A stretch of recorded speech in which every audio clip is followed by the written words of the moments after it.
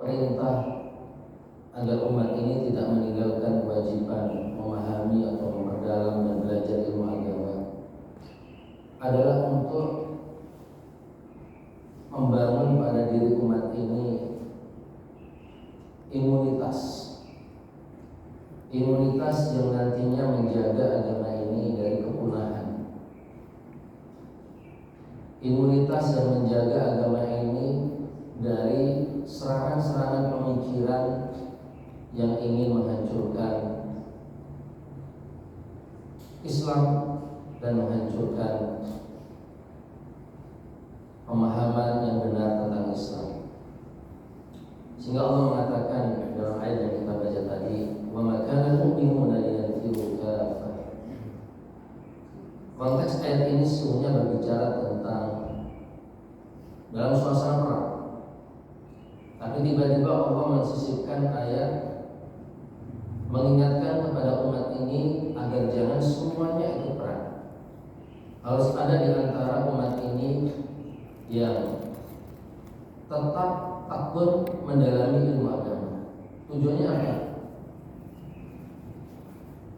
Wa man kana al-mu'minuna liyanfiru kaffah falawla nafara min kulli firqatin minhum ta'ifah liyatafaqahu fid din wa liyunziru qaumahum idza raja'u ilaihim la'allahum yahtadun. Agar tetap masih ada di antara umat ini orang-orang yang memperdalam ilmu agama, lalu mereka bisa kembali kepada kaumnya, kepada masyarakatnya, kepada kompleknya, untuk memperingatkan mereka agar mereka waspada dan punya imunitas. Dan dalam ayat lain Allah Subhanahu wa taala mengatakan, "Ya ayyuhalladzina amanu khudhu hidrakum." Wahai orang-orang beriman, hendaklah kalian itu waspada dari segala hal yang bisa merusak agama, merusak pemahaman agama, merusak ilmu agama, merusak hal-hal kebenaran.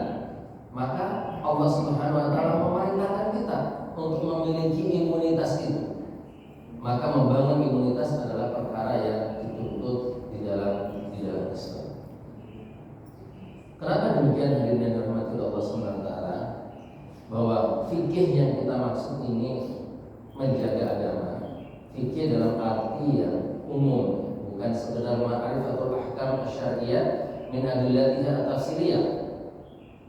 Pengetahuan tentang hukum-hukum fikih di dalam konteks mata pelajaran yang sudah berbeda dengan ilmu-ilmu yang lain. Ada ilmu akidah, ilmu tauhid, ilmu hadis, ada ilmu fikih. Tapi yang kita maksud dengan al-fikih di sini adalah pemahaman tentang agama secara umum. Jadi makna asli dari fikih, bukan makna asli yang sudah dirubah menjadi ilmu khusus tentang hukum-hukum. Ini ilmu tentang ini, ilmu fikih dalam makna ini, inilah yang menjaga agama ini.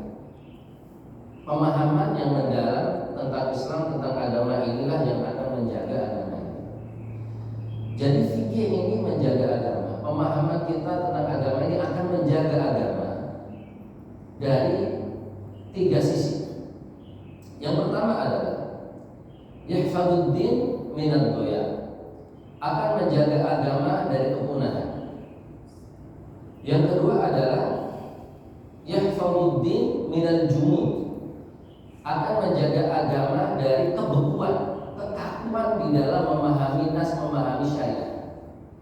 Dan yang ketiga adalah yahfaduddin minas syubhat, menjaga agama dari syubhat, dari paham-paham atau pemikiran-pemikiran yang merusak agama. Baik, kita masuk satu persatu. Yang pertama adalah bagaimana agama ini menjaga, bagaimana fikih ini menjaga agama dari kepunahan. Dalam hal ini kita bisa mencontohkan bahwa pemahaman itu ternyata yang menjadikan ilmu agama ini sampai kepada kita saat ini, yang menjadikan Islam sampai kepada kita saat ini. Dari mana itu kita tahu? Di antaranya adalah dari proses Dalam proses pembukaan Quran itu ada ilmu atau fikih menjaga agama. Kita tahu bahwa ketika Rasulullah SAW wafat, Al-Quran belum dibukukan. Al-Quran belum dijadikan mushaf. Rasulullah wafat, belum ada Al-Quran dari mushaf. Masih dalam tulisan-tulisan yang berserakan. Jadi di sobekan-sobekan kain, di pelepah-pelepah kurma, di mana saja. Belum dibukukan. Berarti datang ketika itu zaman Abu Bakar. Al-Quran belum dibukukan. Maka di zaman Abu Bakar ini usulah Umar bin Khattab agar Al-Quran segera dibukukan, dijadikan buku mushaf seperti yang sampai kepada kita. Saat itu Abu Bakar mensikapi usulan Umar untuk membukukan Quran itu, beliau menolak atau menerima? Menolak. Beliau menolak. Beliau tidak setuju. Dan penolakannya bukan penolakan biasa, penolakan yang tegas. Karena bagi Abu Bakar ini adalah melanggar agama. Membukukan Quran adalah apa? Melanggar agama. Karena bagi Abu Bakar tidak ada tuntunan dalam Quran maupun Sunnah perintah membukukan Quran. Dalam Quran tidak ada satu ayat yang mengatakan ijma'ul Quran, bukanlah Quran. Dalam Sunnah juga tidak ada. Maka Abu Bakar takut kalau membukukan Quran akan melakukan pelanggaran berat, pelanggaran besar dalam agama, perkara baru yang dilarang dalam agama. Takut. Maka penolakannya tegas. Beliau tidak setuju. Tapi kemudian diajak diskusi oleh Umar bahwa ini bukan perkara yang dilarang. Ini perkara demi kemaslahatan menjaga agama. Dan menjaga agama tidak perlu dalil spesifik. Banyak dalil-dalil umum yang memerintahkan kita menjaga agama. Di antara dalamnya adalah menjaga Al-Quran. Saat itu masih berlangsung terus peperangan-peperangan, dan banyak kufar yang menghafal Quran itu wafat, berguguran. Kalau Al-Quran hanya dijaga di dada-dada para kufar, mereka bisa mati, mereka bisa gugur, maka Al-Quran akan hilang. Harus segera dibukukan. Dan ini adalah kemaslahatan yang harus diambil demi menjaga agama. Umar menggunakan dalil-dalil umum. Sebagian ulama mengkategorikan dalam bab al-maslahah al-mursalah yang dibahas dalam usul fikih, yaitu kemaslahatan umum yang tidak ada dalil spesifik dalam Quran dan Sunnah, yang harus diambil demi menjaga agama yang disebut dalam ilmu maqasid syariah hifdzuddin, menjaga agama. Jadi dalam agama kita itu ada daruriyatul khams, kebutuhan darurat 5 yang harus dipenuhi. Yang pertama paling pokok itu adalah hifdzuddin, menjaga agama. Di antara menjaga agama ya Pak, membukukan Quran. Karena kalau Quran terjaga, terbukukan, terjaga agama. Kalau Quran tidak terjaga, agama juga akan hilang. Karena sumber agama adalah Al-Quran. Setelah diskusi dengan Umar, akhirnya Abu Bakar mau menerima pembukuan Al-Quran. Tadinya menolak dengan tegas karena merasa tidak ada tuntunan, dan itu adalah pelanggaran agama. Setelah itu setuju, bahkan kemudian menginstruksikan Zaid bin Thabit untuk segera memimpin penulisan Al-Quran, pembukuan Al-Quran. Zaid bin Thabit ketika menerima instruksi dari kepala negara yang Abu Bakar saat itu kepala negara Islam di Madinah, menerima instruksi agar segera memimpin pembukuan Quran. Nah, ini seorang Zaid bin Thabit diperintahkan presidennya saat itu langsung menerima apa nolak? Dan menolak juga, sama seperti Abu Bakar pertama kali mendengar usulan Umar. Jadi persepsi banyak sahabat ketika itu tentang masalah pembukaan Quran adalah terlarang, nggak boleh, nggak ada dalilnya, melanggar. Sampai Zaid bin Thabit meskipun yang memerintahkan presidennya nolak dia, nggak mau, nggak terima. Tapi setelah dia diskusi, dikasih pemahaman, bukan perkara yang dilarang. Ini adalah kemaslahatan yang harus diambil demi menjaga agama dan sebagainya. Akhirnya beliau mau menerima. Maka dipimpinlah beliau pembukaan Quran itu sehingga jadi mushaf, sehingga sampai kepada kita. Meskipun di zaman Utsman ada revisi lagi tentang lahja bahasanya, maka yang dipakai adalah lahja bahasa Quraisy. Tapi intinya adalah pembukaan Quran dimulai di zaman Abu Bakar karena usulan Umar bin Khattab. Sampailah Quran itu kepada kita, sehingga sumber Islam ini masih terjaga dan Islam masih terjaga juga. Maka apa sesungguhnya yang menjadikan Al-Quran sampai kepada kita, Pak? Jasa apa itu? Jasa fikih, pemahaman. Fikih dalam arti pemahaman. Pemahaman, bukan sekedar hafalan dalil, hafalan Quran atau hafalan hadis, tapi al-fiqh, pemahaman, memahaminya. Beda antara hafal dan memahami. Orang bisa hafal tapi belum tentu paham. Makanya riwayat mengatakan rubah hamil fiqhin laisa bifaqih. Bisa jadi orang membawa ilmu, hafal maksudnya, tapi dia tidak memahami. Nah, contoh Umar ini faham, bukan sekedar hafal dalil. Kalau sekedar acuannya dalil, hafalan dalil nggak ada, pembukaan Quran nggak ada dalilnya, dalam hafalan nggak ada, dalam Quran nggak ada, dalam hadis nggak ada. Tapi pemahaman Umar inilah yang menginspirasi beliau untuk mengusulkan pembukaan Quran meskipun tidak ada di dalam dalil yang dihafal, tapi dari pemahaman, dari konteks, dari mafhum. Inilah yang kemudian menjaga agama, sehingga agama itu tetap lestari karena sumber hukumnya, sumber ilmunya yaitu Al-Quran tetap terjaga. Inilah yang kita katakan bahwa al-fiqhu yahfadud din minad doya. Fikih itu, pemahaman itu menjaga agama dari kepunahan. Yang kedua, al-fiqhu yahfadud din minal jumud. Fikih, pemahaman itu menjaga agama dari kejumutan, kekakuan di dalam memahami, kekakuan dalam mengamalkan Islam, sehingga Islam akhirnya tidak bisa menyesuaikan dengan perkembangan. Jangan sekalian, Al-Quran itu ya dari dulu sampai sekarang 30 juz, dengan apa? Hadis juga demikian, yang sudah dibukukan dalam kutubus sittah, kutubus tis'ah, kitab hadis 6, kitab hadis 9. Ya sudah, terbatas gitu saja. Kenapa? Karena Nabi sudah wafat, nggak ada hadis lagi, nggak keluar hadis lagi dengan wafatnya Nabi Muhammad SAW. Sementara banyak masalah-masalah baru yang muncul, membutuhkan hukum, membutuhkan dalil. Biar kita tidak jumud, beku dengan apa yang ada, biar kita selalu fleksibel, bisa menjawab setiap tantangan zaman yang selalu berkembang, maka kita butuh al-fiqhu itu, butuh pemahaman itu. Pemahaman itulah yang akan bisa menjawab perkembangan zaman.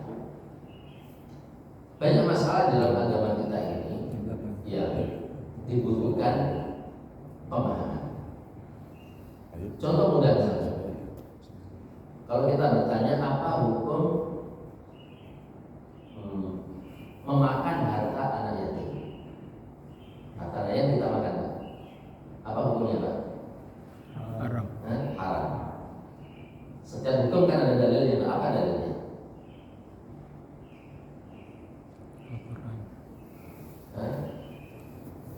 Dari Al-Quran mungkin. Apa dalilnya? Fikih. Ayatnya bunyinya innal ladzina ya'kuluna amwalal yatama dzulman innama ya'kuluna fi butunihim nar. Sebenarnya orang-orang yang makan harta anak yatim dengan zalim ya. Kalau makannya dengan cara benar boleh. Tapi kalau dengan zalim berlebihan, dia tidak boleh, seperti makan api neraka. Ini dalilnya. Nah, sekarang saya tanya, kalau harta anak yatim kita bakar, Pak, bukan dimakan, tapi kita bakar, Boleh atau tidak? Tidak boleh. Eh? Tidak boleh. Dalilnya apa? Nah, membakar. Anak yatim punya rumah kita bakar. Anak yatim punya harta kita bakar. Dari fikih. Bukan kita makan, tapi kita bakar. Kan dalilnya tadi makan, Pak. Nah, kalau bakar, Dari fikih. nggak ada. Nggak ada. Dalil spesifiknya nggak ada, Pak. Kata-kata tidak boleh membakar nggak ada, jangan membakar nggak ada. Tapi yang ada Bapak Makan. makan ya nggak boleh. Kalau kita jumut beku kaku, berarti boleh nggak ada dalilnya, ya kan? Tapi kan kayak gitu, kita pakai pemahaman. Pasti Bapak juga punya logika. Sama makan nggak boleh, bakar juga nggak boleh, karena intinya sama-sama menghilangkan, menghabiskan. Semua jangan pasti paham itu. Nah ini sesungguhnya pakai pemahaman, itu kita pakai pemahaman, Pak. Nah, ini menjaga agama, sehingga agama bisa menjawab setiap pertanyaan. Hukumnya membakar apa? Bisa jawab kita, karena kita punya pemahaman. Kalau sekedar hafal dalil, namanya inal ladina yaquluna awal dalam sebuah orang yang makan, dalilnya cuma makan, bisa saja kita beku. Oh, yang dilarang makan kok, bakar enggak? Oh, berarti nggak apa-apa ya.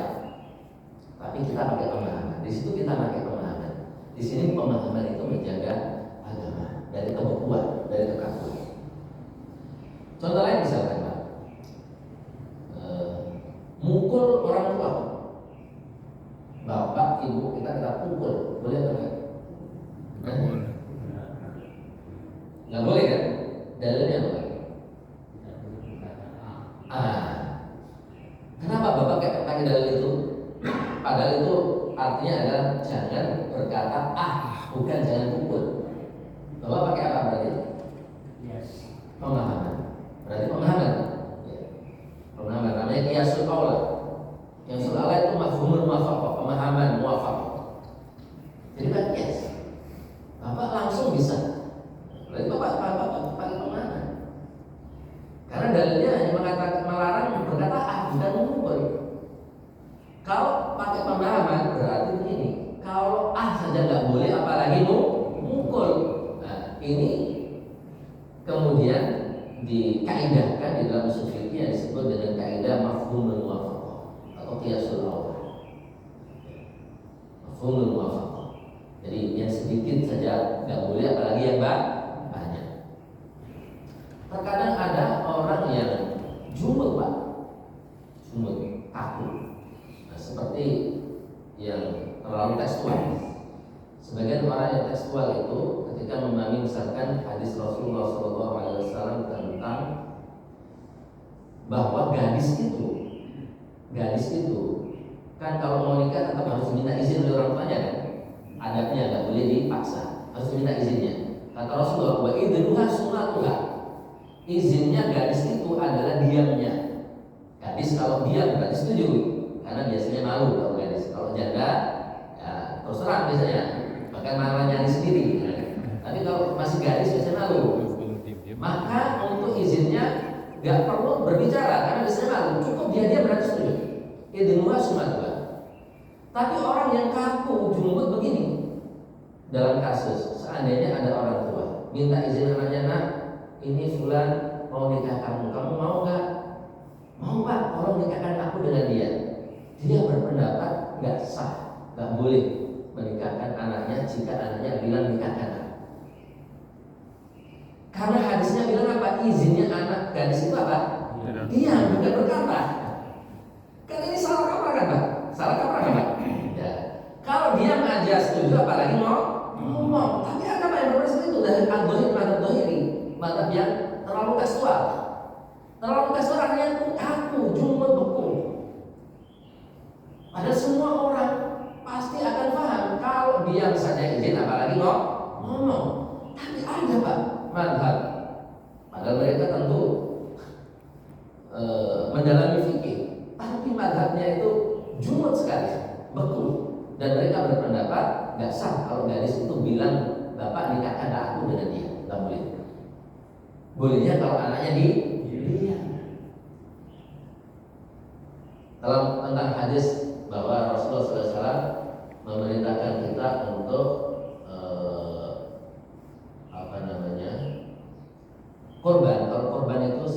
mungkin kambing umurnya 2 tahun. Kalau nggak bisa 2 tahun, ya minimal 6 bulan. Umur 6 bulan boleh. Tuh Rasulullah pernah mengatakan seperti itu. Bagaimana kalau umur setahun? Gak disebut dalam hadis. Rasul mengatakan, ya, sembelilah yang musinna yang umur 2 tahun. Jika nggak ada, maka yang umur 6 bulan. 6 bulan dari doan, dari kambing yang umur 6 bulan. Bagaimana yang berumur setahun? Apa hukumnya? Boleh nggak dipakai korban? Boleh nggak, Pak? Kenapa? Pemahaman 6 bulan aja boleh, apalagi 1 tahun. Madzhab Zahiri yang kaku, yang jumhur dan berkulit itu berpendapat nggak boleh, nggak sah. Harus 6 bulan atau 2 tahun. Gimana, Pak? Kira-kira kalau secara logika? Aneh kan? Aneh. Ada yang seperti itu. Ada yang seperti itu. Akhirnya ini mengekang kita mengamalkan agama menjadi susah. Harus cari yang 6 bulan atau 2 tahun. Kalau setahun gimana? Nggak ada. Kalau nggak ada yang pas 6 bulan atau 2 tahun, gimana? Susah hanya kita mengamalkan agama. Maka pada jumhur ulama boleh. Yang penting antara 6 bulan sampai 2 tahun atau lebih. Ya. Jadi pakai pemahaman, nggak kaku memahami dalil itu. Nggak harus spesifik apa yang dikatakan secara teks, harus pakai pemahaman. Dulu ada kisah di zaman Umar bin Khattab. Seorang wanita begitu menikah, hamil, kemudian 6 bulan melahirkan anak. Lalu diadili oleh Umar. Umar itu pemimpin termasuk qadhi, hakim dan pemimpin. Divonis oleh Umar harus dirajam karena dia berzina. Karena apa? Hamilnya cuma 6 bulan. Berarti hamilnya ini hasil hubungan sebelum nikah. Baru nikah kemudian hamil 6 bulan kemudian melahirkan. Wah, ini pasti hasil hubungan apa sebelum nikah.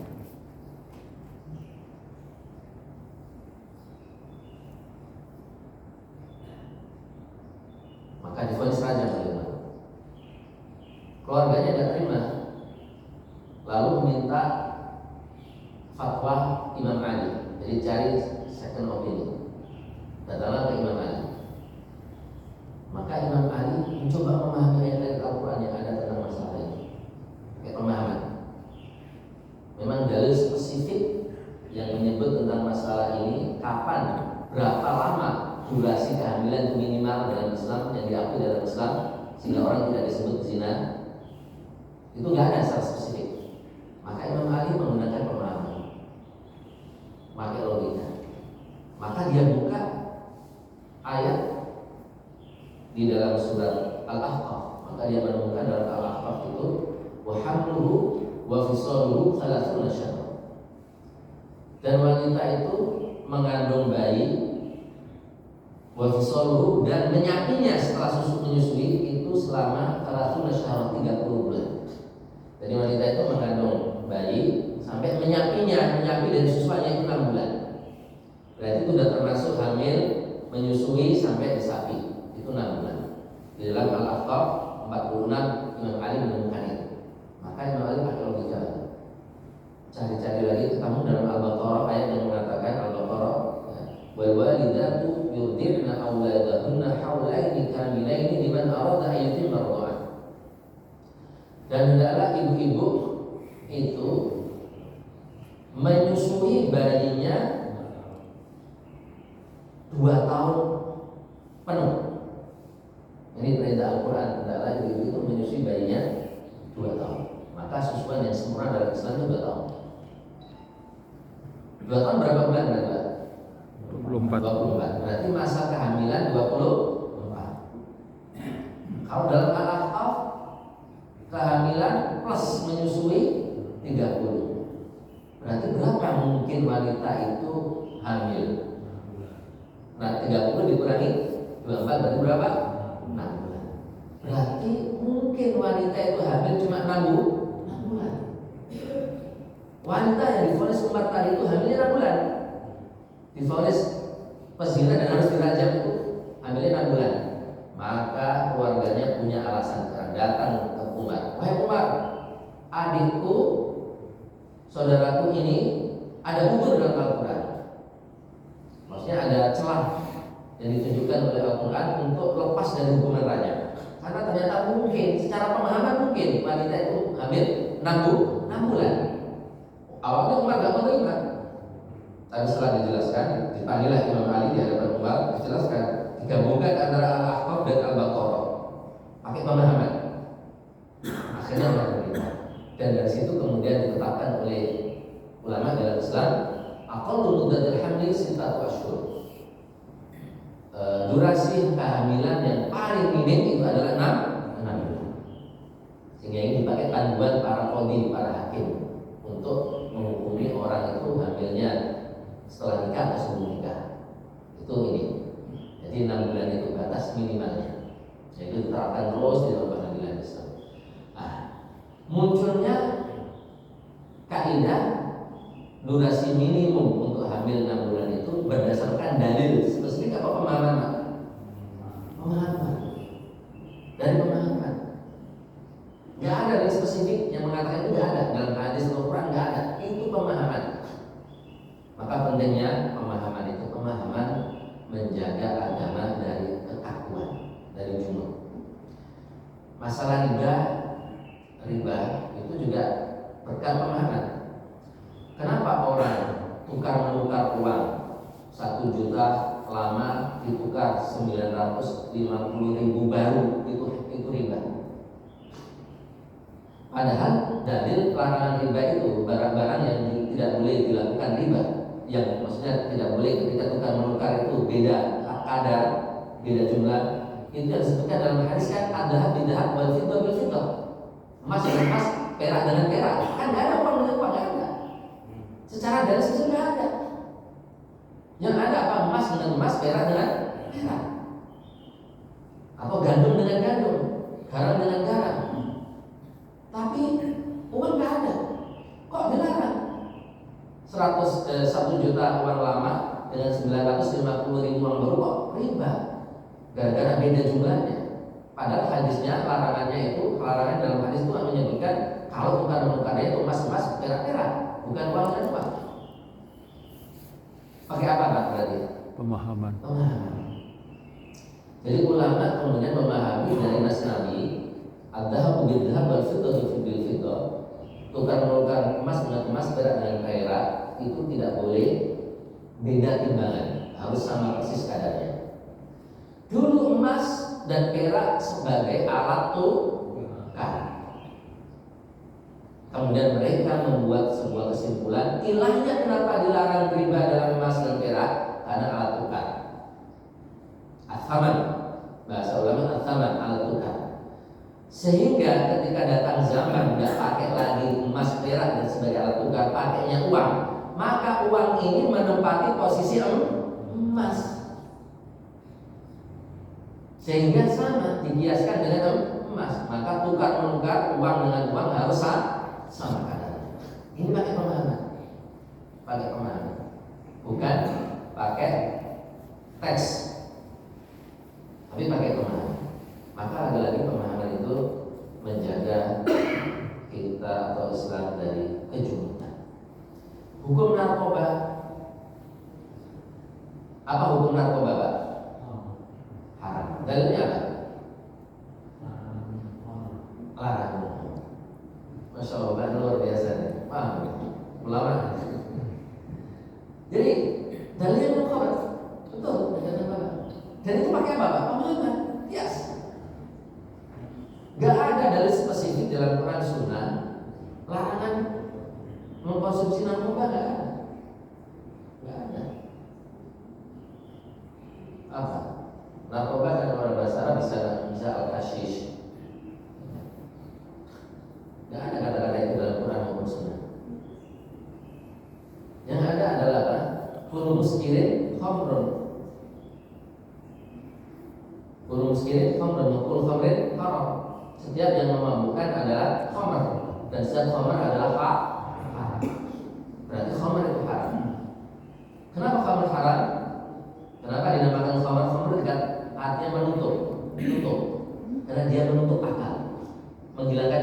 sehingga orang nggak sadar, sehingga logika orang itu nggak jalan, kayak orang gila, ngelantur, nggak bisa mengendalikan pikirannya, itu orang mabuk. Sehingga disebut yang dibilang itu khamar, yang artinya adalah penutup. Narkoba sama dengan khamar dalam sifat ini, sama-sama menutup akal, buat orang ngefly, nggak sadar lagi apa yang dia lakukan. Makanya ketika diharamkan khamar itu kan bertahap. Tahapan kedua adalah dilarang kalau sudah mendekati sholat. Jadi belum larangan total. La taqrabus sholat wa antum sukara. Ini tahapan kedua. Jangan mendekati sholat dalam keadaan mabuk. Maksudnya apa? Jangan nenggak khamar kalau sudah dekat waktu sholat. Karena dikhawatirkan efek mabuknya sampai saat sholat, sehingga lupa bacaannya, lupa berapa rakaatnya. Itu yang dihindarkan. Maka misalkan dulu jam 12, mungkin jam 9 udah dilarang minum khamar, karena takutnya efek mabuk sampai jam 12 sehingga dia lalai dengan sholatnya, dengan bacaan. Karena menutup akal. Maka menutup akal itu perkara yang dihindarkan dalam Islam, sehingga masuk dalam maqasid syariah kebutuhan hifdzul aqli, penjagaan terhadap akal. Jadi pakai pemahaman. Narkoba dilarang dalam Islam, dalilnya pakai pemahaman, bukan dalil spesifik. Yang ketiga dan yang terakhir adalah al-fiqhu yahfadud din minas syubhat. Dan ini bisa jadi lebih berbahaya. Agama fikih pemahaman itu menjaga agama dari syubhat. Syubhat itu serangan terhadap Islam yang sifatnya menyerang pemikiran, pandangan. Itu syubhat. Maka obat syubhat itu adalah ilmu dan pemahaman. Jadi ada penyakit di dalam agama kita itu namanya syahwat dan ada syubhat. Kalau syahwat obatnya iman, tazkiyatun nafas, mensucikan jiwa. Tapi kalau syubhat obatnya ilmu dan pemahaman. Karena syubhat itu harus dijawab dengan pemahaman, dengan ilmu, bukan sekedar dengan iman. Maka pemahaman fikih itu menjaga agama dari sisi karena bisa menjawab syubhat ini. Hari-hari ini dan sudah lama terus datang kepada umat ini syubhat yang luar biasa, yang mencoba untuk menjadikan umat ini ragu terhadap agamanya, menjauhi agamanya. Syubhat dan fitnah, syubhat di dalam agama. Di antara syubhat-syubhat itu jemaah dirahmati oleh Allah SWT adalah syubhat tentang at-ta'addudiyah ad-diniyah. Syubhat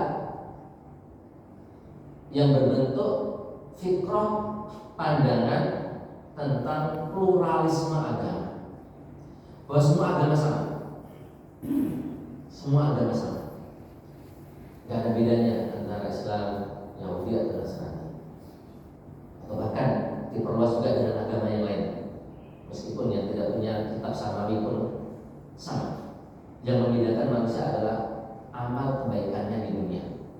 Jadi orang untuk mendapatkan tempat terbaik di akhirat tidak ditentukan apa agamanya, tapi apa amal baiknya. Jadi siapapun, agama apapun, kalau beramal baik di dunia akan dapat tempat terbaik, dapat pahala dan dapat surga di akhirat. Ini direnungkan udah lama. Dan sempat muncul buku tentang fikih lintas agama yang menyamakan semua. Dan bahkan pokoknya pernah diundang di televisi, diwawancara dan menegaskan betul tentang akidah ini, bahwa manusia itu bukan dilihat apa agamanya, tapi dilihat kebaikannya, amal kebaikannya. Siapapun dia, apapun agamanya, kalau berbuat baik dunia dapat tempat terbaik di akhirat, ini dapat surga. Berarti orang nggak perlu Islam, Pak. Nah ini syubhat yang masih khilaf atau semua umat Islam sepakat kalau itu sesat? Kalau itu tidak benar, gimana Pak? Sepakat lah, kan? Bukan masalah khilafiyah lagi. Kalau khilafiyah ya toleransi lah, saling memahami, saling menghormati. Tapi ini perkara yang tidak ada, cuma pendapat. Ini masalah akidah juga. Ternyata jamaah sekalian, mereka berdalil dengan ayat.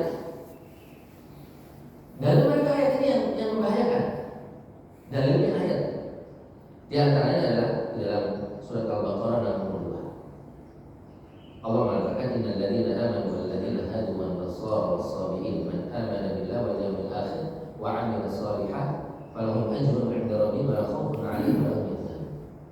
Sungguh orang-orang beriman, orang-orang Yahudi, orang Nasrani, orang Sabiin. Dengan ulama menafsirkan Sabiin itu artinya sempalan dari Yahudi atau Nasrani yang sebagian mengatakan mereka yang menyembah malaikat.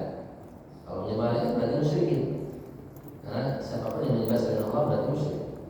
Siapapun dari mereka ya, beriman, beramal soleh, berbuat baik maksudnya, maka bagi mereka pahala di sisi Tuhan dan tidak ada rasa sedih dan takutannya dapat surga. Karena di surga itu tidak ada rasa sedih. Orang semuanya bahagia, senang.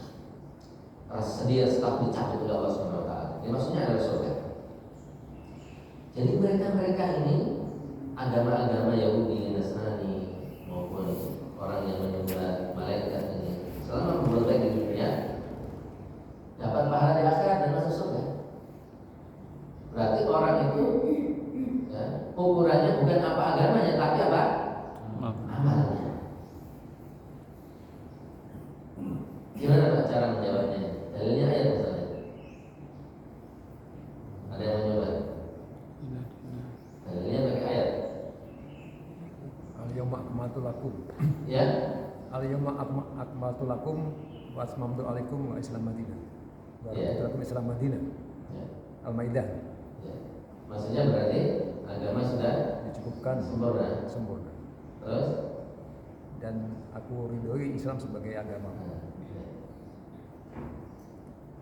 Jadi satu-satunya agama adalah Islam. Ya ini satu jawaban. Jawaban yang lain.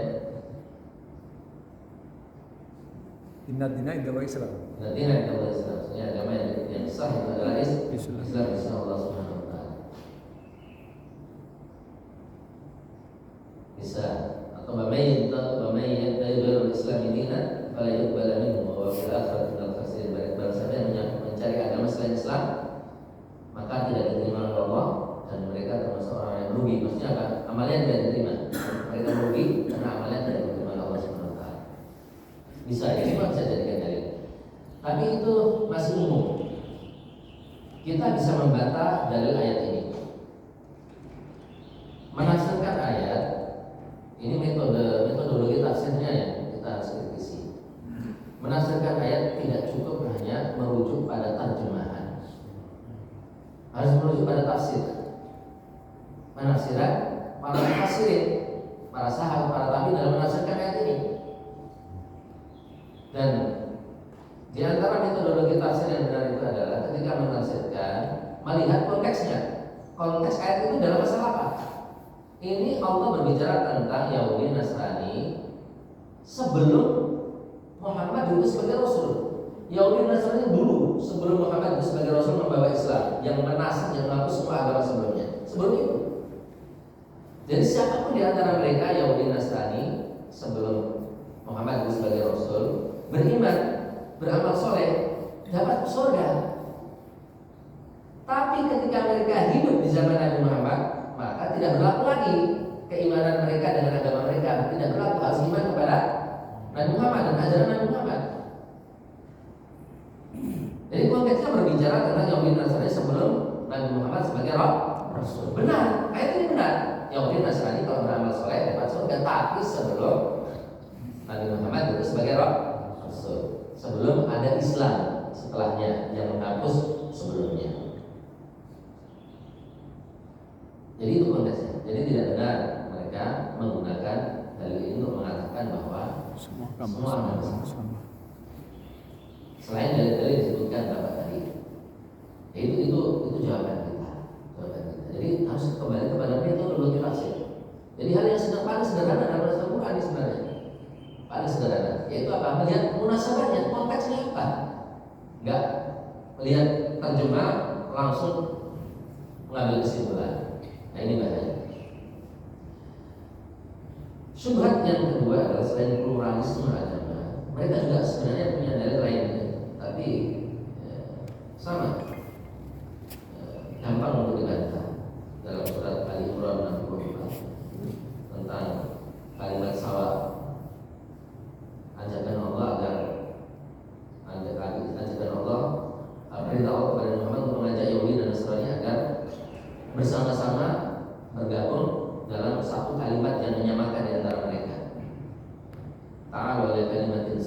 bainana wa bainakum. Jadi bagi mereka katanya yang bisa menyatukan adalah ya pluralisme agama. Kan Nabi diperintahkan oleh Allah untuk mengajak orang-orang Yahudi dan Nasrani agar bersatu dalam satu kalimat yang sama, yang disepakati, yaitu apa? Menurut mereka yang menyebarkan syubhat ini adalah semua agama sama. Kalau masing-masing agama masih dibolehkan melakukan kebenaran yang benar, berarti belum sama. Padahal Allah memerintahkan agar Nabi Muhammad mengajak mereka untuk bersatu dalam satu kalimat yang menyamakan mereka. Padahal ini ditafsirkan oleh potongan ayat berikutnya. Apa maksudnya kalimat sama itu apa? Allah na'budu illallah, tidak menyembah kecuali Allah, wa la nusyrika bihi syai'an, dan tidak menyekutukan Allah. Sementara agama-agama mereka menyekutukan Allah, menganggap Allah itu bukan satu. Yahudi menganggap Allah punya anak Uzair, maqalatil yahud Uzair ibnullah. Maka terbantah sendiri dengan ayat itu juga. Maka tidak benar mereka berdalil dengan ayat itu. Yang kedua adalah syubhat tentang rasionalisasi syariat. Jadi untuk menerima syariat itu harus rasional dulu. Kita rasionalisasi dulu. Kalau rasional diterima, kalau enggak. Nah ini banyak yang kemudian tergoda dengan ide ini. Biasanya orang-orang cerdas, orang yang rasionalis, sehingga mereka enggan untuk menerima syariat dan tidak rasional. Ini udah lama dirumuskan, bahkan dalam perguruan-perguruan tinggi Islam ini sempat ramai, yaitu rasionalisasi syariat. Sehingga nanti korbannya adalah syariat-syariat Islam yang tidak rasional.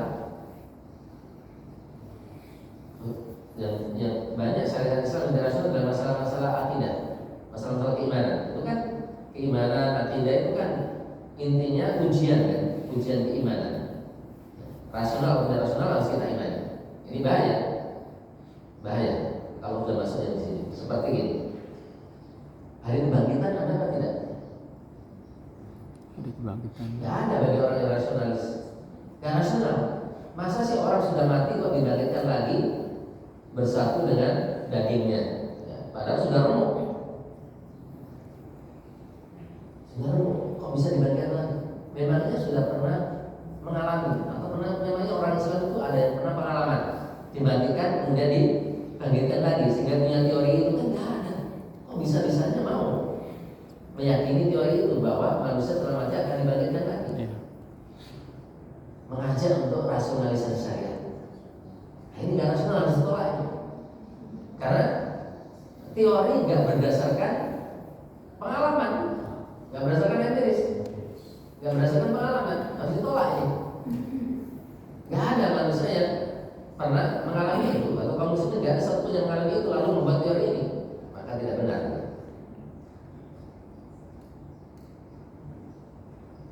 Ini sebenarnya sudah pernah dilemparkan oleh orang-orang kafir dulu dalam surat Yasin.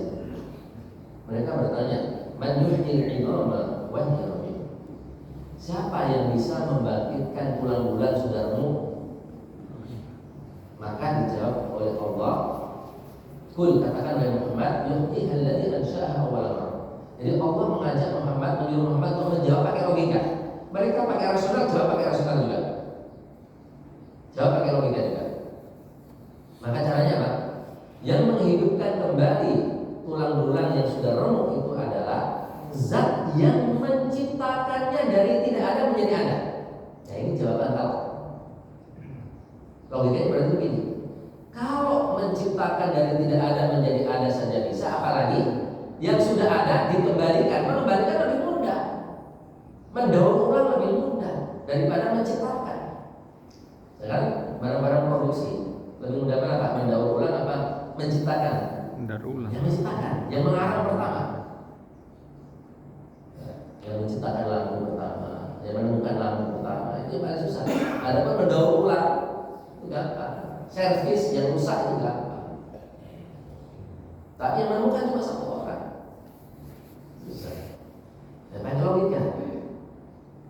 Kamu percaya bahwa manusia itu ada yang menciptakan, kok nggak percaya bahwa manusia setelah mati bisa dikembalikan lagi?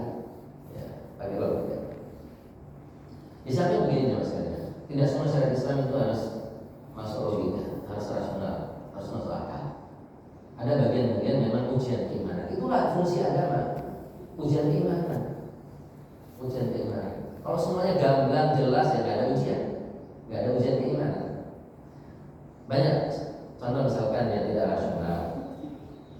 Bapak ibu mau sholat subuh ke masjid Al Hidayah, sudah wudu di rumah, wudu. Begitu masuk masjid atau mau masuk masjid keluar angin, apa yang bapak ibu lakukan? Wudu. Langsung lanjut untuk sholat apa tempat wudu? Wudu. Tempat wudu kan? Wudu lagi. Wudu lagi. Yang kita basuh dalam wudu lagi ini sama nggak dengan wudu saat di rumah tadi?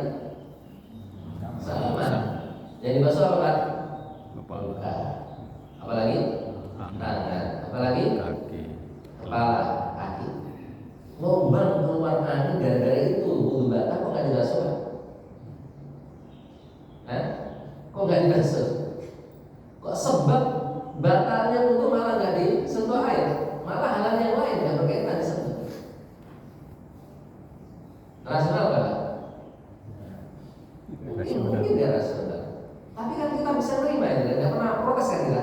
Pernah nggak kita protes? Nggak pernah kan? Nggak pernah. Karena iman dan sudah terbiasa menerima itu. Seperti itu pula dengan zat-zat yang lain harus kita terima, harus kita biasakan. Dan banyak lagi selain itu. Dalam haji ini banyak sekali dalam haji yang tidak rasional. Kenapa sih tawaf itu harus di Mekah, melihat Ka'bah? Apa bedanya kalau di komplek ini dibuat Ka'bah yang ukurannya sama dengan Ka'bah di Mekah? Atau bikin Masjidil Haram persis sama ukurannya juga, jaraknya juga, lalu keliling, sah nggak tawafnya Pak? Tidak. Kenapa harus di sana? Jadi sudah nggak rasional, sama seperti subuh kenapa 2 rakaat nggak rasional? Ya udah dari Allah begitu ya udah, jangan ngurangi atau nambah. Jadi nggak semuanya harus rasional. Kenapa mulai dari Hajar Aswad ditutup dengan Hajar Aswad baru 1 putaran? Kenapa disunahkan mencium batu Hajar Aswad? Ketika keliling itu kita mendorong batu, kalau bisa mencium setiap apa keliling. Kalau bisa, tapi kalau sekarang nggak akan bisa. Sekarang ya sekali aja nggak bisa, apalagi 7 kali. Saya 15 tahun di sana Pak, ya haji umroh nggak gitu lah, nggak pernah haji Hajar. Kenapa? Ya harus mendorong orang, harus nyikut orang, harus dorong-dorongan. Ya udah cuma sunnah dengan nggak usah. Meskipun ada yang nawarin, banyak yang nawarin jasa joki. Orang kita banyak joki. Yang kadang-kadang bilangnya enggak apa bantu aja, tapi setelah berhasil mencium, nggak ada. Itu pasti menggoreng orang karena jokinya itu luar biasa. Harus nyingkirin orang, jatuhin orang baru itu yang dijokiin itu berhasil dari Hajar Aswad. Kenapa harus mencium batu? Kok ada ibadah mencium batu? Ini gak rasional. Makanya Umar yang sekalian ketika mau mencium atau mau mencium Hajar Aswad satu waktu, dia bilang kepada Hajar Aswad, inilah alam anaka hajarun la tanfa'u wa la tadur. Walau anni ra'aitu Rasulullah SAW qabbalaka mau qabbiluka. Aku itu tahu kamu cuma batu, nggak bisa memberi manfaat dan tidak bisa mencegah mandor. Kalau ada musibah, batu ini nggak bisa mencegah dari manusia, juga tidak bisa memberi manfaat, tidak bisa ngasih rezeki. Walau anni ra'aitu Rasulullah SAW qabbalaka mau qabbiluka. Kalau bukan karena Nabi mensunahkan, mencontohkan mencium kamu, aku nggak mau cium. Artinya apa? Umar faham kalau ini nggak rasional. Kalau bukan karena sunnah, nggak mau melakukan ini. Kalau bukan karena ajaran Nabi, aku nggak mau melakukan ini. Tapi karena Nabi mengajarkan itu, menuntut itu, memerintahkan itu, aku lakukan. Jadi ada pengakuan dari Umar bahwa ini nggak rasional sebenarnya. Tapi karena perintah maka dilakukan. Sama seperti orang dalam masbul kufain membasuh sepatu atau kaos kaki ketika wudu. Kalau sepatunya zaman dulu, kalau sekarang nggak ada ya seperti itu. Sepatu yang rapat mirip kaki, menutup mata kaki seperti sepatu Abu Nawas ya. Kalau sekarang nggak masuk. harus menutup mata kaki dan rapat. Itu ketika kita memasukkan sepatu atau memasukkan kaos kaki di kaki kita saat wudhu, maka nanti ketika batal wudhu lalu kita mau wudhu lagi, nggak harus kita lepas kaos kaki. Cukup tangan dibasahi, dibasuh kaos kaki kita. Nah ini biasanya bagi bapak-bapak yang mungkin malas lepas kaos kaki ketika di kantor saat wudhu misalkan, atau biasanya ini dengan negara musim dingin, ada musim dingin, biasanya malas lepas kaos kaki. Maka kalau wudhu kan bisa aja. Bagi mungkin bisa sehari semalam, kalau musafir bisa 3 hari 3 malam, boleh tidak dilepas dan boleh mengusap selama itu. Dalam masalah ini yang diusap atas apa bawah Pak? Atas. Yang kotor mana Pak? Bawah. Bawah. Tapi kenapa yang diusap? Atas. Yang diusap itu atas yang bukan bawah. Rasional tidak? Tidak rasional. Makanya Imam Ali itu ketika berhadapan dengan syariat ini mengatakan laukan dan bingung birro'i lakana masku asfalil khufi aula min a'lam. Kalau syariat agama semuanya harus rasional, masuk logika, masuk akal, tentu mengusap sepatu atau kaos kaki atasnya lebih utama daripada bawah. Tapi kan dikatakan Nabi atasnya. Berarti memang tidak semuanya harus masuk logika, nggak harus semuanya masuk akal, nggak harus semuanya rasional. Yang penting itu sunnah Nabi, perintah Allah sudah dilakukan. Maka nggak boleh lagi ada rasionalisasi syariat, nggak boleh ada. Dan itu membahayakan agama. Ya, agama bisa punah hilang kalau kita menggunakan teori rasionalisasi. Sama sekalian, waktunya ada syubhat yang lain seperti zina, suka sama suka itu halal boleh. Sampai lolos disertasi S3 di perguruan tinggi Islam, itu sudah syubhat yang harus dijawab. Itu ilmu yang jawab, fikih yang jawab. Karena mereka dalilnya kuat, kias, kemudian pijakan ilmiah, teori ilmiah, kaidah-kaidah ilmiah luar biasa. Kalau orang nggak punya pijakan fikih yang dalam, dikhawatirkan terprosok dan ikut meyakini bahwa zina suka sama suka itu halal. LGBT, karena mereka dalilnya Quran juga, dan banyak sekali. Waalaikumsalam. Mudah-mudahan yang sisa-sisa ini bisa dijawab pada kesempatan berikutnya. Kita cukup sekian, kita buka sesi dan jawab. Atau kalau mau dilanjutkan juga boleh. Kelamaan ya. Ya silakan. Ya. Terima kasih Pak. Assalamualaikum warahmatullahi wabarakatuh. Bagi kita yang berada di tataran praktis di masyarakat itu seringkali kita tidak memperdebatkan persoalan-persoalan yang tadi sebenarnya masuk kategori fikih tapi kemudian kita logikakan. Kemudian juga ada yang terlalu ketat juga menerapkan fikih itu sehingga kemudian tidak bersifat di perkembangan baru yang ada di masyarakat. Karena sudah ulama sudah memutuskan tapi tetap ditolak gara-gara misalnya tidak jangan mengada-ada. Kita yang bertanya soal penjelasan mengenai batas rasionalitas bisa digunakan untuk menghukumi Orang dari belakang. persoalan tadi, supaya bolehkah kita beristihad atau kita hanya mendengar dari penjelasan ulama saja, dan kalau mendengar dari penjelasan ulama atau memahami penjelasan ulama itu sampai batas mana kita boleh. Misalnya kita tidak paham bahasa Arab, tidak paham Quran dengan baik, misalnya itu saja kita berpandang. Ya, lanjut, langsung Pak. Silakan. Insyaallah ini pertanyaan luar biasa. Jadi memang yang terbaik adalah kita punya ilmu alatnya. Ini apa namanya, target yang paling tinggi lah istilahnya. Kalau bisa kita dalam proses belajar ngaji ini kita sampai pada derajat nanti bisa punya ilmu alat dan bisa nyimpulin sendiri, menganalisa sendiri. Belajar ilmu alatnya yang paling dasar ya dasar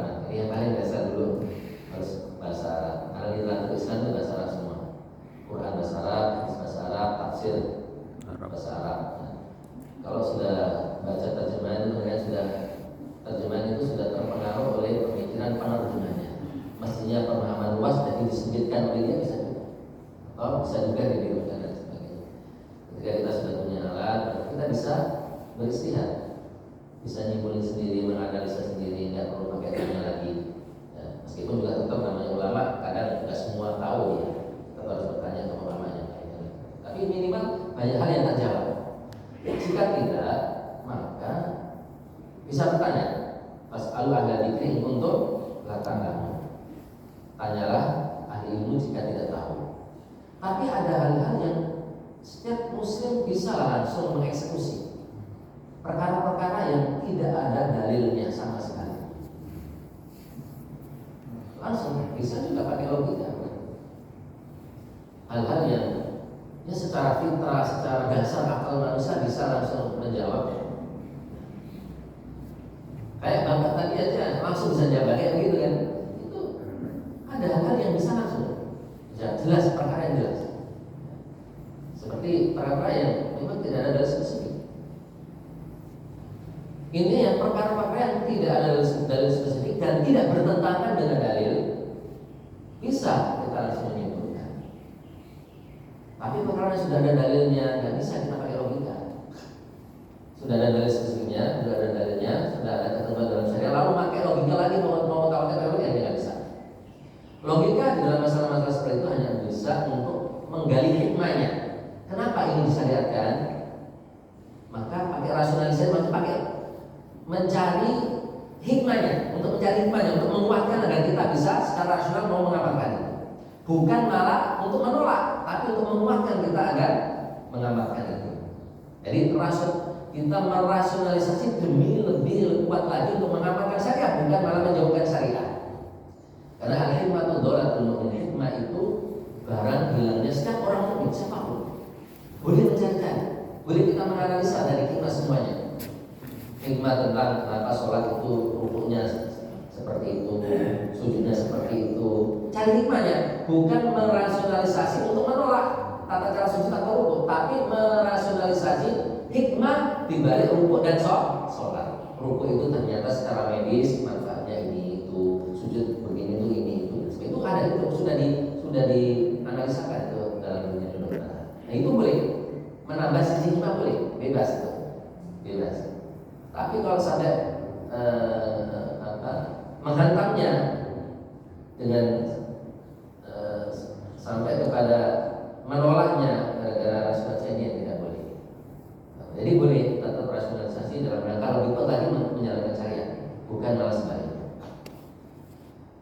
Dan masalah-masalah yang ya kecil, ringan, yang tidak butuh dalil spesifik atau memang tidak ada spesifik dan setiap kita boleh untuk improvisasi, yaitu bisa lah setiap kita untuk melakukannya.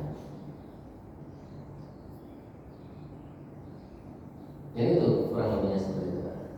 Tad. Ya. Menarik, Tad. Terima kasih, Tad. Assalamualaikum warahmatullahi wabarakatuh. Di tatanan masyarakat sekarang, Tad, mohon izin, Tad, bicara begitu sesuatu yang mengakibatkan tanda kutip ya, Tad, lebih besar pada sisi gesekan. Dengan dasar itu akhirnya ada yang mengatakan agak sedikit tabu kita membicarakan tentang fikih ini, kan begitu. Dalam konteks karena ada gesekan tadi, yaitu tentang konteks bicara rasional dan irasional tadi. Dalam konteks ini, Tad, saya bisa mengatakan, mungkin kita bisa diskusi hal-hal yang memang sudah tekstual, konteks dari keimanan ketakwaan dalam sisi ibadah dengan konteks berpikir rasional, kan ada hal itu untuk dibuat rasional, kan gitu kan. Artinya sesuatu yang sudah kontekstual dan pasti dan segala macam, dan ada yang mengatakan ini boleh dibuat rasional yang seolah-olah kalau tidak dilakukan itu atau melakukan di luar dari tekstual itu menjadi sesuatu yang berbeda. Padahal pemahamannya dia coba membuat rasional, kan begitu kan. Ini sering terjadi. Ada ungkapan-ungkapan mana dalilnya, tidak ada dalilnya. Itu satu. Yang kedua, dalam hal lain bisa mencontohkan kasus gini, Tad, kita kan sering mendengar-dengar itu yang kontekstual, yang misalnya tanda kutip bila saat ibadah nggak melakukan ini, nggak ada dalilnya, bid'ah lah gitu, Tad. Saya tidak melakukan, kan hal-hal itu banyak yang dilakukan. Padahal dalam konteks bicara fikih tadi, kita justru jika ada bagian tadi ada katakan ada sesuatu yang sifatnya lentur, kan gitu, tidak kekakuan. Nah, antara yang bersifat kekakuan dan tidak kekakuan ini kan sering bertolak belakang gitu. Nah, tadi disampaikan bagaimana untuk tidak tersampai ke arah yang menjadi hal itu, gitu. Kan tadi cukup berat bagi kita masalah. Artinya memahami secara khusus tentang tafsir dengan ini. Sementara berkembang dalam konteks perluasan tadi ada di tatanan itu. Nah, maksud saya konsep itu bisa kita memahami bahwa secara rasional bisa kita terima. Ada yang memang tekstual yang sangat militan ini bisa terima. Kan ini nggak bisa nyambung sebetulnya. Tetap ada hal yang berbeda, gitu. Nah, poinnya kan kita mengatakan dalami dan pelajari, pahami, kan gitu kan. Secara utuh untuk itu tuh kita belum sampai sudah ada ini gitu loh. Nah, ini sikap ini yang saya pingin bagaimana kita bisa menjembatani satu sisi rasional dan tekstual, bukan juga kita bicara semua saat ini oke atau plural yang kita katakan. Itu sih saya ingin tanggapan hal itu. Iya. Hal itu bisa terjawab ketika kita bicara tentang bentuk-bentuk dalil syariat. Dalil-dalil syariat kita itu tidak satu bentuk. Ada dalil yang sifatnya qat'i subut, qat'i dalalah. Ada qat'i subut, qat'i dalalah. Ada dhamir subut, qat'i dalalah. Ada dhamir subut, qat'i dalalah. Ini yang kemudian menyebabkan ada perbedaan dalam banyak masalah-masalah agama. Ini agak mendalam di dalam usul fikih ini bahas. Intinya lagi-lagi ya memang harus didalami masalah ini. Nanti akan sampai kepada kesimpulan kapan kita bisa lentur, kapan kita bisa kaku dan atau tekstual dan sebagainya. Mungkin lebih tepatnya bukan rasionalisasi ya. Mungkin lebih kepada konteks atau tekstual. Bisa juga. Ya konteks lebih kepada lentur ya, lebih lentur, lebih tekstual. Bukan rasionalisasi yang saya maksud tadi. Rasionalisasi tadi kan untuk menolak syariat. Mungkin lebih pasnya tekstual atau kontekstual. Kayak orang begini, habis ceramah saya berdoa berjamaah mengakhiri. Secara tekstual ada dalilnya bahwa Nabi setelah taklim ajar para sahabat ilmu hadis kan, lalu berdoa diamini oleh sahabat. Ada nggak? Ya, tapi boleh nggak? Boleh. Nabi ketika perang Uhud berdoa diamini, ya kan? Diamini. Apakah harus dilakukan saat perang? Gak boleh dilakukan di Saat ya. di momen yang lain. Nah, ini masalah tekstual atau konteks. Apa bedanya? Bagi yang konteks apa bedanya sih? Sama-sama doa kemudian diamini. Ya. Apalagi juga ada hadis. Ya, kalau salah seorang berdoa kemudian diamini yang lain, Allah akan mengijabahnya itu. Nah, bagi yang tekstual sekali, nggak mau setelah ta'lim begini kemudian ustaznya menutup dengan doa diaminin karena nggak ada teksnya. Ada teksnya. Padahal bisa pakai dalil umum, bisa pakai dalil umum. Dan tekstual ini yang kemudian terlalu berlebihan menjadikan kaku, tidak lentur, dan kemudian menyebabkan juga sikap di masyarakat yang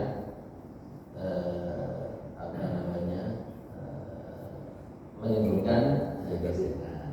Ketika kita paham masing-masing punya pijakan, yang besok silakan, dia nggak mau nggak apa-apa, kita hormati. Bagi karena dia yakin itu, tapi yang berdoa ya kita hormati juga. Dia punya pijakan, punya dalil juga.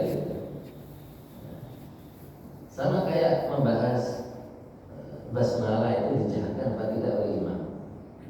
Ini kan polemik juga karena sebagian masjid, terutama masjid yang yang masih sangat tradisional,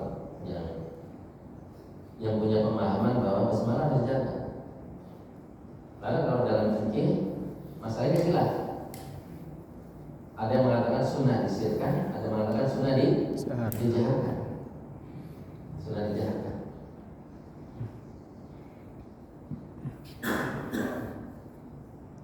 Kalau kita disuruh jadi imam misalnya, kita punya pandangan basmalah itu sunnahnya disirkan. Seperti madzhab Hambali. Kalau di Saudi itu semua masjid begitu imamnya mulai sholat, takbir langsung alhamdulillah, nggak kelihatan bismillahnya karena disirkan. Tapi kalau di Indonesia rata-rata malah dijaharkan karena kebanyakan Syafi'iyah. Kita misalkan punya pemahaman basmalah sunnahnya disirkan, disuruh jadi imam di masjid yang jamaahnya mayoritas dijaharkan, yang bijak. Kita harus fleksibel dalam masalah ini. Yang bijak kita mengedepankan ego madzhab kita basmalah disirkan apa? Coba sekali-kali mengesampingkan ego madzhab dan mengikuti jamaah biar bersatu, nggak ada geser, dan menjahatkan basmalah. Pilih mana? Yang kedua. Oh, di basmalah dijahatkan, sah nggak sholatnya? Sah juga. Apa susahnya menjahatkan basmalah?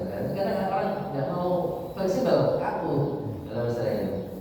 Bahkan Syekhul Islam Ibnu Taimiyah dalam Majmu'ul Fatawa tentang masalah ini mengatakan justru sunnah bagi orang yang berpemahaman basmalah disirkan, tapi jamaahnya berpandangan basmalah dijaharkan untuk merubah pemahamannya madhabnya saat itu demi menyatukan hati jamaah, maka dijaharkan sunnah bagi dia. Jadi sampai dia pun berani berpendapat sunnah bagi dia merubah madhabnya saat itu. Nah nanti kalau kumpul lagi ke lingkungan madhab dia, sir lagi nggak apa-apa. Tapi ketika di jamaah yang mayoritas dijaharkan, fleksibel. Mungkin Bapak memahami ini rasional lebih rasional mungkin. Tapi maksudnya itu lebih konteks. Dan itu sikap seperti itu akan lebih bagus, nggak ada risetnya. Makanya perlu fikul ikhtilaf, fikih adab berbeda pendapat. Jadi perlu. Itu akan dibahas secara mendalam detail sehingga masyarakat bisa lebih toleran, lebih menghargai perbedaan pendapat. Boleh beda pendapat dan kapan boleh berbeda pendapat atau tidak. Kalau dalam masalah-masalah sifatnya qot'i, pasti kayak sholat wajib itu kan qot'i, tidak ada pendapat. Ya, zakat wajib tidak ada pendapat. Tapi kalau kunut sunnah apa tidak, itu masih khilaf. Nah, itu harus toleransi kayak begitu. Doa diaminin berjamaah itu juga masih khilaf, masih harus toleransi. Kapan kita bisa berbeda pendapat? Kapan kita tidak? Kapan kita bisa bersatu? Harus bersatu. Bersatu dalam masalah kita sepakati. Dalam masalah yang dalilnya qot'i, memampukan masih semuanya sepakat, nggak berbeda pendapat. Adapun dalam hal-hal yang terperinci terkadang masih berbeda pendapat dan para ulama itu saling menghargai, saling menghormati. Itu tugasnya fikih ikhtilaf. Fikih yang berbicara tentang sebab-sebab perbedaan pendapat itu apa, kemudian adab-adabnya perbedaan pendapat itu apa, sehingga kita bisa bentuk fleksibel dan lebih menyatukan. Baik, Tad. Mau saya komentar, Tad. Apresiasi tentang itu, Tad. Hal ini terjadi karena Ustadz 15 tahun di Saudi Arabia. Besar harapan, Pak. Artinya kapasitas ini saya setuju bahwa kelenturan fleksibilitas itu menjadi hakiki dan maka untuk umat. Nah ini Ustadz tetap konsisten hal itu, tak kalau boleh. Saya berharap seperti itu aja. Makasih, Tad. Karena memang kita butuh itu. Tidak kaku kita tuh. Makasih, Tad. Itu aja. Ada dari itu.